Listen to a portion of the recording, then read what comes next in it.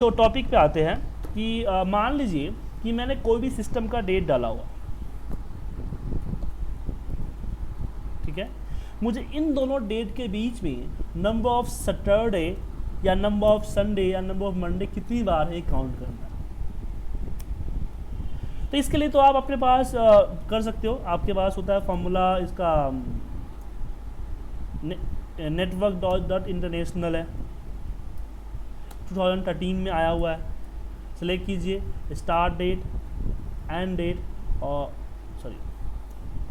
And date, और यहाँ पे आप डाल देंगे जो भी चाहिए आपको। संडे चाहिए, सैटरडे काउंट करना है तो सैटरडे, यहाँ पे सैटरडे नीचे आएगा, सैटरडे सेलेक्ट कर दिया, ठीक है। एंटर मारिए तो ये आपको दिखा दिया 24। देन आप क्या कीजिए, दैट माइनस दैट 27 माइनस 24,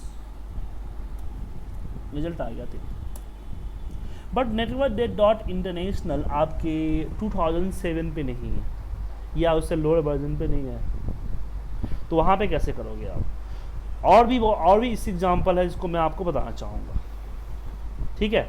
तो चलिए आज हम इसी एग्जांपल को फॉलो करते हैं कि पर्टिकुलर डेट में नंबर, कोई एक पर्टिकुलर डेट, दो डेट के बीच में एक नंबर ऑफ डेज कितनी बार आता है ये मुझे रिपीट करना है, काउंट करना है। तो चलिए हम इंसर्ट करते हैं मॉड्यूल्स और यहाँ पे देते हैं सब्जेक्ट आराम ब्रैकेट ओपन। सब्जेक्ट नहीं, माफ कीजिए, हम फंक्शन क्रिएट करें तो सब्जेक्ट क्यों देगा, हम फंक्शन देंगे ना। यहाँ पे लिखेंगे फंक्शन, फंक्शन का नेम जैसे कि मैंने लिखा count C day bracket open, N as a मान लीजिए start date, S as a date, comma E as a date, comma S as a, माफ कीजिएगा, डी एज ए स्ट्रिंग। तो तीन इनपुट हमने डिफाइन किया है। पहला इनपुट आपका यहाँ जो लगाएंगे, कैसे लगाएंगे सी डे, पहला आएगा स्टार्ट डेट, एंड डेट, और इन्वर्टर को है मैंने बोल दिया सैटरडे, ठीक है। तो जो A3 की वैल्यू है वो चली गई S पे, जो B3 की वैल्यू है वो चली गई E पे, और जो इन्वर्टर को मैंने सैटरडे लिखा हुआ है वो स्टोर हो गई D पे। अब चलिए यहाँ पे करते हैं। तो यहाँ पे हम कैसे करेंगे, तो सबसे पहले यहाँ पे लिखते हैं for I equal to S2E। हमने S2E क्या किया, क्योंकि हम जानते हैं कि एक्सेल जो है VBA को, सॉरी एक्सेल जो है डेट को as a days, number of days मतलब कि नंबर रखती है, नंबर ऑफ डेज मतलब रखता है, नंबर में कैलकुलेट करता है ना, इस तरह से। तो हमने लूप को बोला कि 42,125 से 42,152 तक चलो। हम जरूरी नहीं है कि लूप को हम एक से ही स्टार्ट करें, हम अपने हिसाब से जहाँ से स्टार्ट करना चाहे वहाँ से स्टार्ट कर सकते हैं, ठीक है। तो डाउट इसमें नहीं ना। उसके बाद हम क्या करेंगे, हम एक dim D S as a string, एक स्ट्रिंग हमने बनाया और डी एस को बोला कि D S equal to format. Format एक फंक्शन होता है जो कि एक्सेल के जो टेक्स्ट फॉर्मूले है ना, एक्सेल के टेक्स्ट फॉर्मूले की तरह काम करता है। मतलब कि अगर मैं टेक्स्ट फॉर्मूले में यहाँ पे दूंगा कि डे टेक्स्ट, इसमें सेलेक्ट किया, बोला डी, ये क्या करेगा, डेज निकाल देगा। ऐसे ए भी आपका सेम काम करता है, तो इसका डेज निकालेगा, इसको डी एस पे कर देगा। अब हम कंडीशन देंगे कि if D S equal to D, मतलब कि जो कैलकुलेट हुआ ओ और डी दोनों आपस में बराबर है, तो C equal to C+1 count कर ले, और यहाँ पे एंड इफ, और यहाँ पे नेक्स्ट, ठीक है। उसके बाद C day equal to C। तो फंक्शन के तीन पार्ट होते हैं, पहले बताया था, एक होता है डिक्लेरेशन, हमने डिक्लेयर किया, दूसरा होता है कैलकुलेशन, हमने कैलकुलेट किया, चौथा है असाइनमेंट, जहाँ पे हमने वैल्यू असाइन कर दिया। और एक बार लगा के देखते हैं, इसको अप्लाई करके देखते हैं।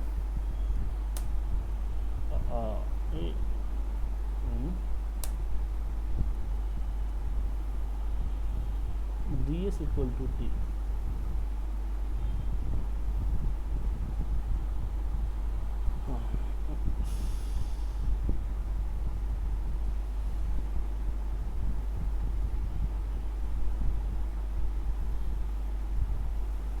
सीधे इक्वल टू डी होना चाहिए, तो ब्लैंक क्यों आ रहा है इसमें? डी कैसे काम कर रहा है? तो डी कैसे काम कर रहा है? इसमें हमें सी के रूप में वैल्यू नहीं है। हमने यहाँ पे दिया C equal to C plus one. हमने बोला कि फॉर चलिए एस से ई तक, स्टार्ट डेट से एंड डेट तक, हर डेट को, अच्छा माफ़ कीजिएगा, यहाँ पे डी एस नहीं होगा, यहाँ पे आई होगा, कि हर डेट को चेक करेगा, उसको कन्वर्ट करेगा, डे निकालेगा, क्योंकि यहाँ पे जो डेट है ना, और उसका अगर उस पर जो डेट है, अगर डेट जो हमने डी में स्टोर किया, मतलब कि जो हमने फार्मूला में डाला है, ये जो यहाँ इन्वर्टर कॉमा ये डी है, दोनों बराबर है, तो सी को एक वैल्यू स्टोर कर दे, सी में एक वैल्यू इंक्रीज कर दे। डी को वैल्यू यहाँ से मिली ना, यहाँ से डी पे गया ना, इनपुट है ना, पहला इनपुट जो कि ई एस है, दूसरा इनपुट जो कि ई है, तीसरा इनपुट जो कि डी है। ठीक है, अब एंटर मारोगे तो यहाँ पे 4 आ गया, 4 आएगा क्योंकि नेटवर्क डेज में 1 कम होता है, यहाँ पे 1 प्लस करना होता है ना। ठीक है, अब चाहो तो मैनुअली कैलकुलेट करके देख सकते हो, मतलब कि सैटरडे को 1 2 3 4, सही है। तो इसको एक बार देखो और समझने की कोशिश करो, कोई डाउट है तो पूछो।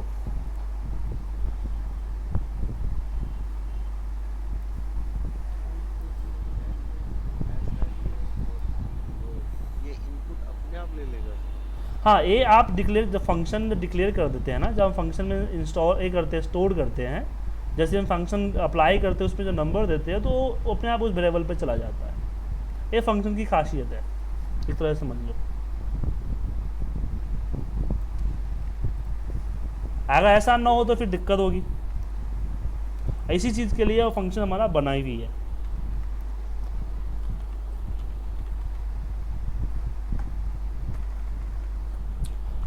हेमलता जी, कोई डाउट आपको?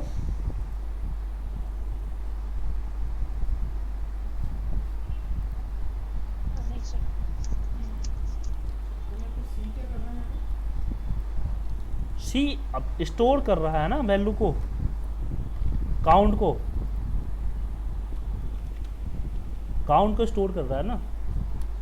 यहाँ मैच हुआ तो सी में एक उड़ जाएगा, जितना बार मैच करेगा सी में उतना एक नंबर इंक्रीज होते चले जाएगा, एक ऐड होते चले जाएगा, तो जितना सी में ऐड होगा वो अपना आपका काउंट है।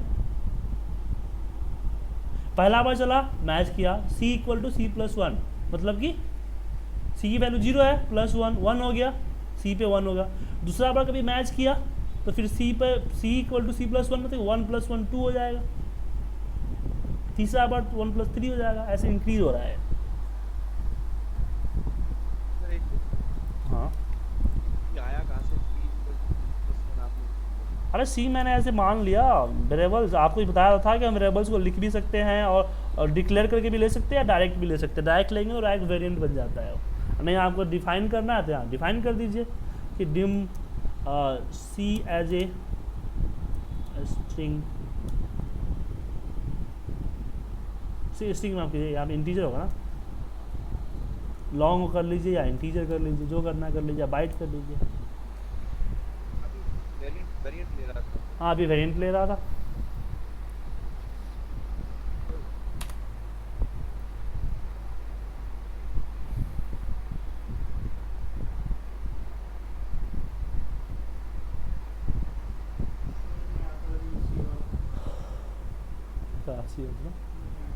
अरे बताता हूँ क्या होता है, सुनो।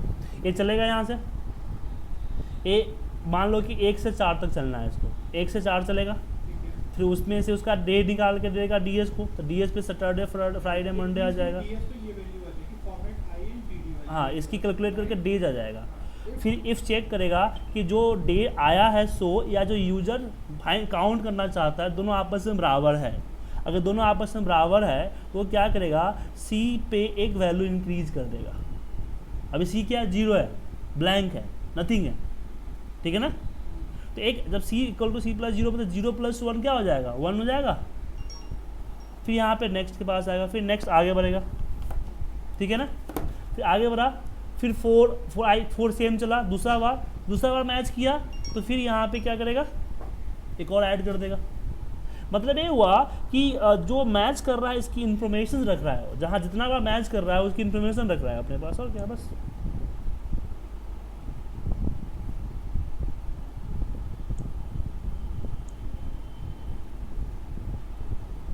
ठीक है ना, आया समझ में।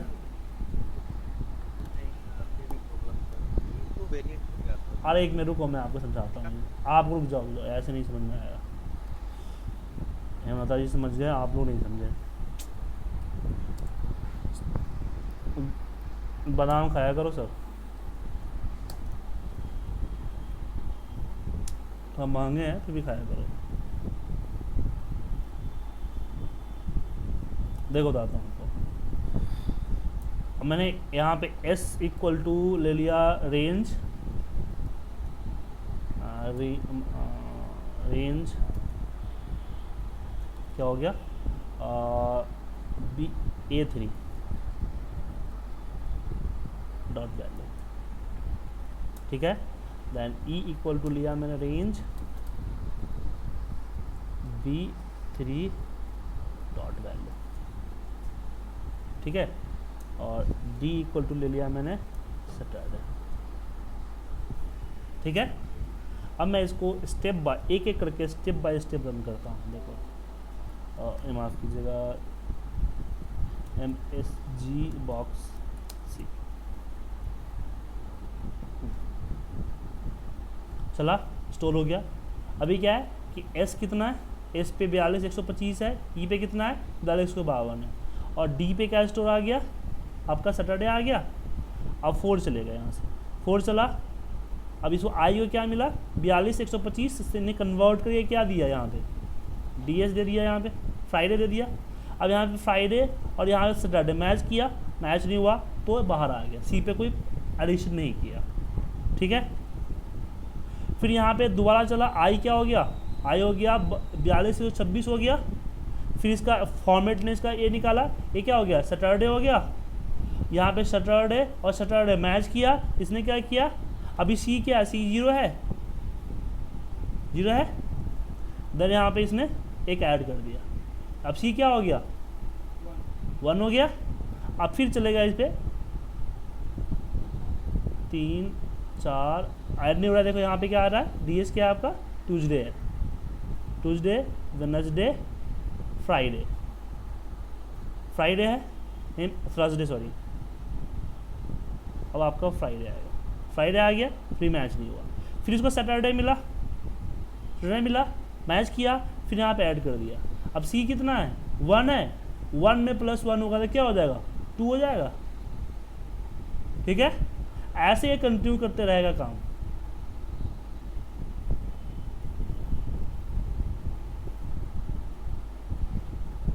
अब फिर नेक्स्ट जो मिला, फिर सैटरडे मिला, इसको सैटरडे मिला, यहाँ सैटरडे है। अभी सी क्या है, 2 है, 2 + 1 हो जाएगा, 3 आ गया। तो ऐसे वो काउंट कर रहा है, क्योंकि तभी तो पता चलेगा, आप चेक करते जाओगे हैं, क्योंकि आपको एक बार मिलने से आपको रिजल्ट तो पता नहीं करना है ना, आपको तो पूरा देखना है कितना बार मिला, इन दोनों डेट के बीच में सैटरडे कितना बार मिला, हमें इसकी एक काउंट रखनी है ना। तो इसके लिए आपने इस मेथड को यूज किया, आया समझ में।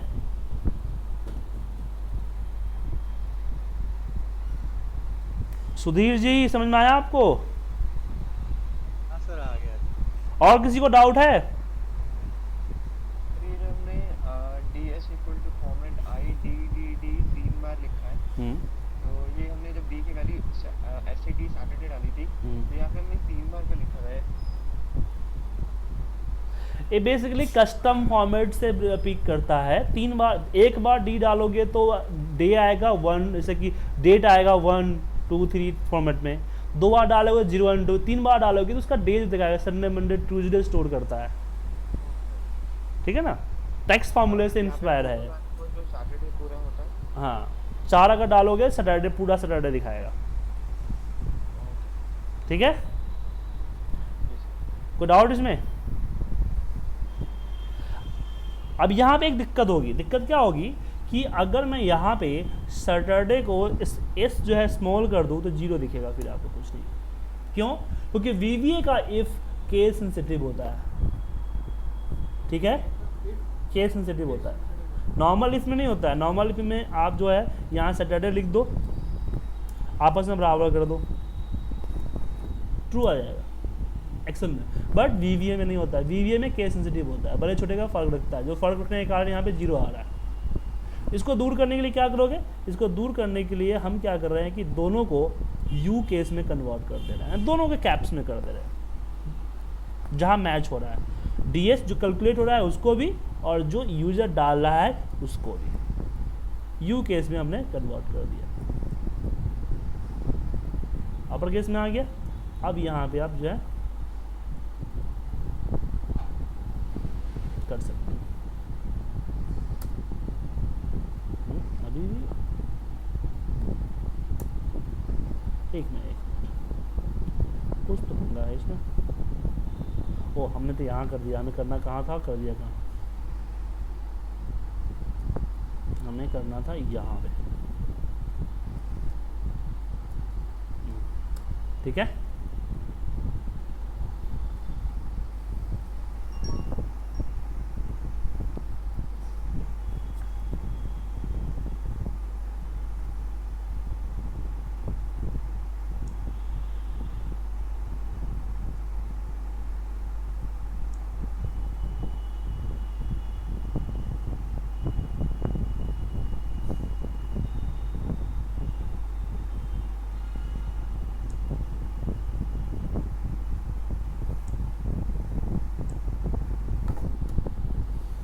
इसको डबल क्लिक कीजिए, आ गया। ठीक है, अब दूसरा, और इसमें एक चीज़ और सुनते हैं। हमारे पास 2-3 नंबर है। एक नंबर हमारे पास जो है, 2-3 हमारे पास क्या है, मतलब कि तरीके हैं नंबर को पहचानने का।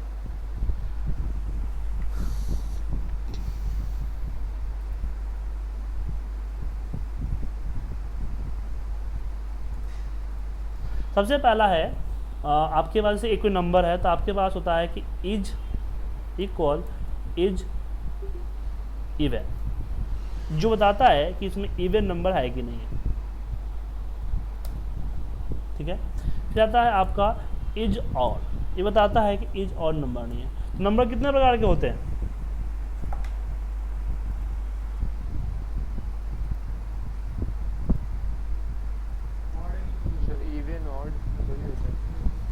सच में आपको मैथमेटिक्स पढ़ना ही पड़ेगा। एक प्राइम भी तो होता है, प्राइम। टाइम हो गया पढ़े हुए। हाँ लेकिन ऑड एंड इवन के अकॉर्डिंग तो 2 ही नंबर होते हैं। प्राइम भी तो होते हैं। हाँ, वो तो दरअसल बहुत नंबर होते हैं, नेचुरल नंबर, प्राइम नंबर। बहुत कैसे होते हैं नेचुरल नंबर। नेचुरल नंबर आता है, उसके अंदर में आता है इवन नंबर, ऑड नंबर और प्राइम नंबर। इवन होता है, इवन नंबर जो होता है आपका वो होता है 2 से मल्टीप्लाई हो जाता है। ऑड नंबर होता है जो 2 से मल्टीप्लाई नहीं होता है। प्राइम नंबर होता है जो खुद से और किसी और खुद से या फिर 1 से ही डिवाइड होता है, जिसको हम लोग हिंदी में अभाज्य संख्या बोलते हैं। क्या बोलते हैं? अभाज्य संख्या। हिंदी में होता है इवन होता है सम संख्या, ऑड होता है विषम संख्या, और प्राइम होता है अभाज्य संख्या। तो आपको पता करना है कि ये प्राइम नंबर है कि नहीं है। तो चलिए एक प्राइम नंबर के लिए हम अपने खुद के ये निकालते हैं। तो उसके लिए यहाँ लिखेंगे हम इज प्राइम। तो यहाँ पे देते हैं फंक्शन इज प्राइम। ठीक है, ब्रैकेट ओपन, हमने बोल दिया n एज ए, कुछ भी हो सकता है, लॉन्ग हो सकता है, लॉन्ग दे दिया सबसे अच्छा। एक ही नंबर है ना हमारा, और इसका अब जैसे कि हमारा ये था ना, इसका रिटर्न टाइप नंबर था, बाइट पर नंबर आता था, इसका रिटर्न टाइप भी हम कर देते हैं इन लॉजिकल, तो बुलियन माफ कीजिए, बुलियन लॉजिकल होता है बुलियन, जो सिर्फ ट्रू एंड फॉल्स, तब ये क्या होगा, सिर्फ ट्रू फॉल्स रिजल्ट देगा और कुछ नहीं देगा। ठीक है, अब कैसे करेंगे यहाँ पे, तो यहाँ पे करेंगे फॉर आई इक्वल टू 2 से चले और कहाँ तक चले, तो n-1 तक। क्यों?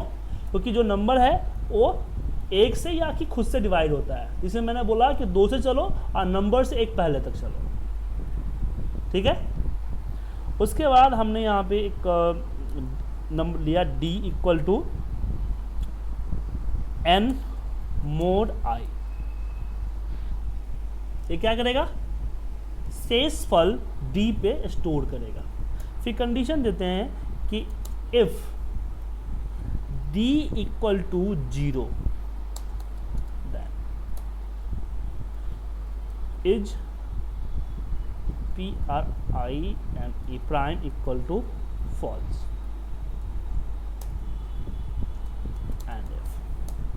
एंड नेक्स्ट आई, फिर आएगा is PRI prime equal to true. समझ में आया ये?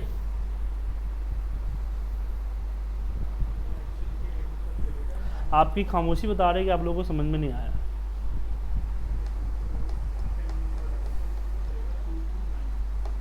हेमलता जी आपको समझ में आया?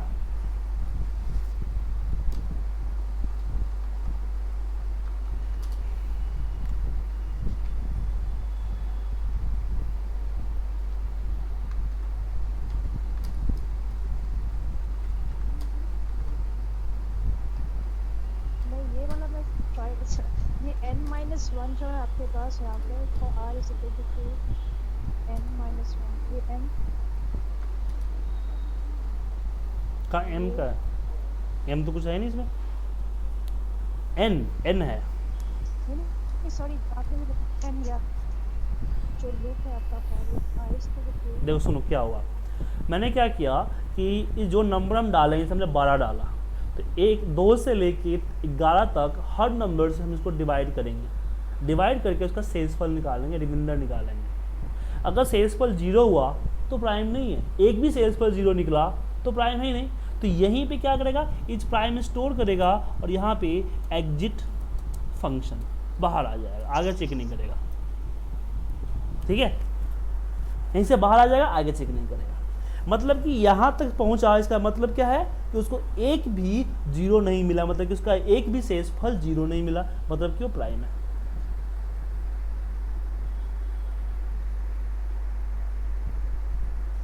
इसमें पहले n को प्रॉम्प्ट करना पड़ेगा राइट, कि n की वैल्यू क्या है। हाँ, तो n तो इनपुट होगा ना, जिसको आप ढूंढना चाहते हो, जिसको जो चेक करना चाहते हो प्राइम है या नहीं है, वो n है। तो यहाँ पे जैसे हम लगाएंगे, देखिए यहाँ पे लगाएंगे, हम यहाँ पे लगाएंगे इक्वल इज प्राइम, सेलेक्ट करेंगे, तो ये जो 12 है वो बनेगा, फॉल्स आया मतलब कि प्राइम नहीं है। अगर 13 करूँगा तो प्राइम है, अगर मैं 11 किया तो प्राइम है, 7 किया तो प्राइम है, 5 किया तो प्राइम है, 6 किया तो नहीं है।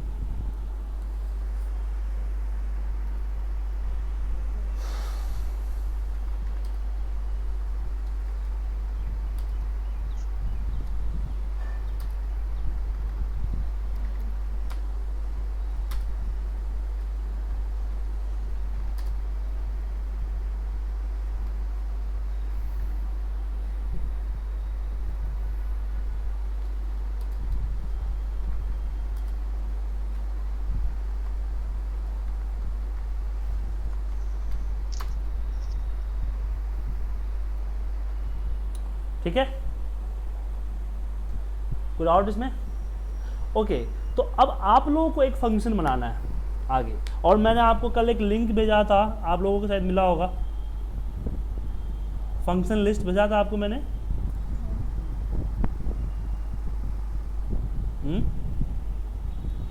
एक लिस्ट अभी आपको बता रहा हूँ क्या है, कि आप लोग इस पे जाइएगा, गूगल पे जाइएगा,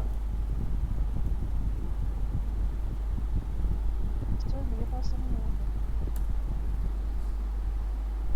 एक मिनट बता देता हूँ आपको मैं।